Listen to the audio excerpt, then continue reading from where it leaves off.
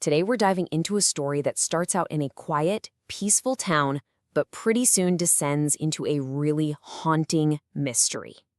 This is the story of Kalapatha Hill, a tale that's all about silence and the incredible courage it takes to finally break it. At the very center of this story is a young woman named Revati.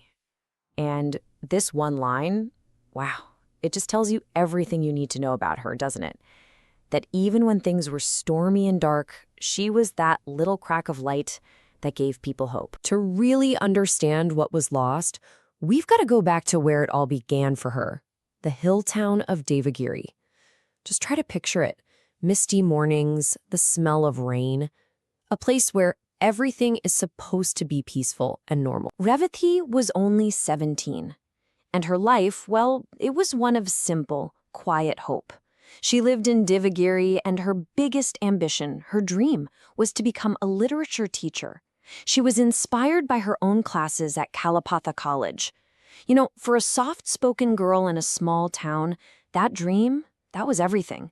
It was a whole future. And then, just like that, the story pivots.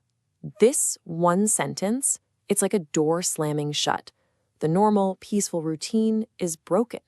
That hope is just shattered, and a deep, unsettling silence starts to creep over the whole town of Devagiri. The forest she walked through every single day, that was supposed to be a safe place. But it was about to reveal a secret that would tear the community apart. The details are just chilling. Only 2 days after she disappeared, a woman who was out gathering firewood finds her. And the signs of a violent struggle, they were impossible to ignore. That peaceful forest was suddenly the scene of something truly horrific. Okay, look at this timeline, because this is where things get really, really suspicious.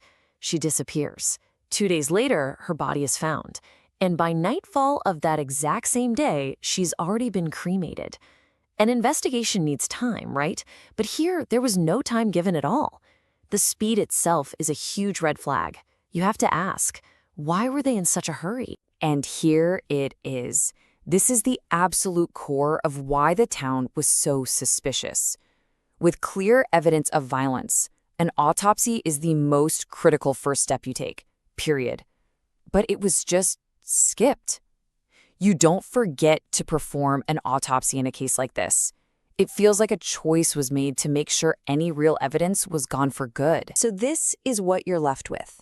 2 completely different stories. The official story, declared with unbelievable speed, is suicide. But the town's whisper, what the people on the ground were saying, fueled by what they saw, was murder.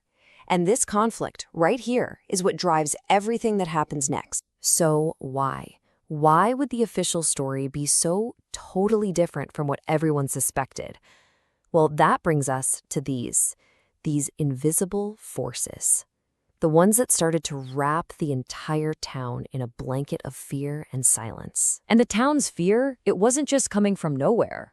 People started whispering about some powerful trust that seemed to control everything. The temple, the very college Revati went to, even the local police.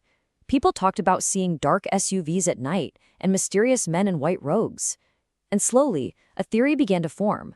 Revati was silenced because she saw something she was never, ever supposed to see. And pretty soon, the threats weren't just whispers anymore. A journalist started asking questions, digging into the case, and they received an anonymous letter. All it said was, "Mind your life." Just 2 words. The message was crystal clear. Stop or you're next. The danger was real. And you know what? The threats worked. A villager who dared to speak out was immediately detained by the authorities. It was a powerful message to everyone else, to keep their mouths shut. Even Revati's own parents, poor and absolutely terrified, just retreated into a shell of silence.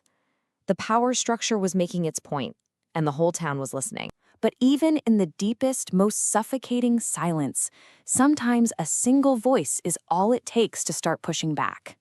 And that brings us to the final, and maybe the most crucial part of this story.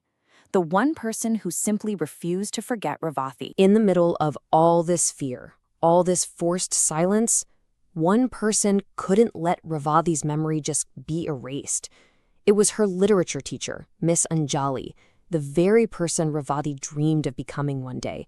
She just couldn't forget that bright, hopeful student who used to sit in her classroom. And this is why. Miss Anjali was haunted by a conversation that was never finished. A plea that Revati started, "Ma'am, if something ever happens to me, don't let..." But she never finished the thought. That sentence just hangs in the air, unfinished, just like the case itself.